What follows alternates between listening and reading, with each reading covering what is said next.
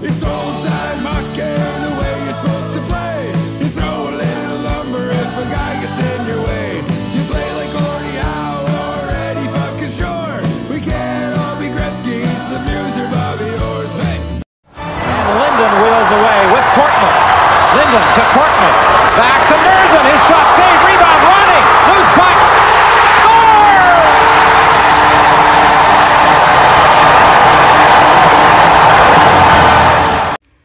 Even though he was small in size, standing at 5'8", Cliff Ronning would go on to have a brilliant career in the National Hockey League. Ronning knew from the start that his size would be an issue with pro scouts. But during the 83-84 season with the new Westminster Bruins of the Western Hockey League, Ronning would put up 69 goals and 67 assists for 136 points in just 71 games. But astonishingly, he was not selected until the 7th round, 134th overall, by the St. Louis Blues.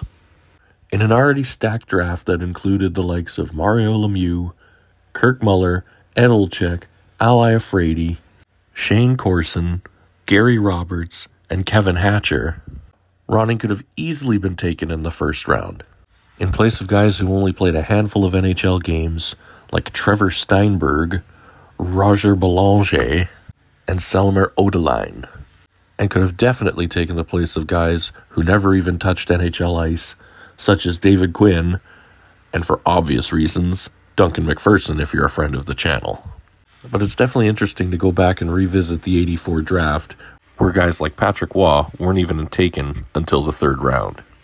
Ronning would finish out his tenure in the Western Hockey League, and during the next season would put up an amazing 197 points in 70 games.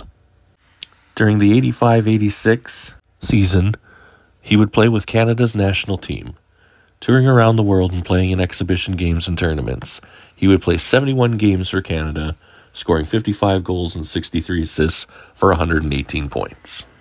He would finally make his NHL debut during the 86-87 season, splitting time between the Blues and Canada's national team.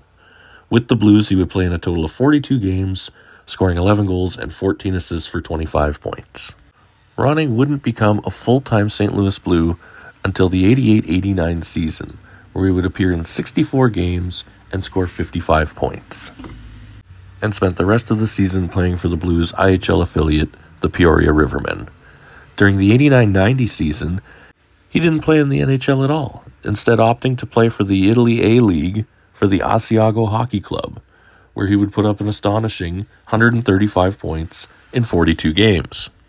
He would return to St. Louis the following season and was traded midway through the season to the Vancouver Canucks.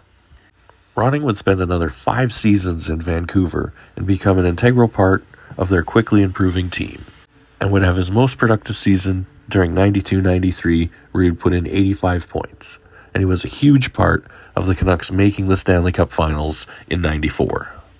In 1996, he would sign as a free agent to the Phoenix Coyotes and spend parts of 3 seasons there before being traded in 1998-99 to the Nashville Predators. Ronning would spend 2 full seasons on the Predators and parts of 1 more before being traded to the Los Angeles Kings in 2002. He was traded in the offseason to the Minnesota Wild and played the 02-03 season there, putting in 48 points for Minnesota. Ronning would sign with the New York Islanders for the 03-04 season and limited his play to only 40 games, still scoring 24 points.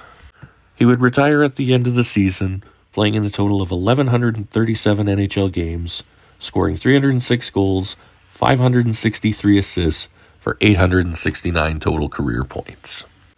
Ronning should be in the Hall of Fame, not for his points production, but just for proving that size doesn't matter in the game of hockey.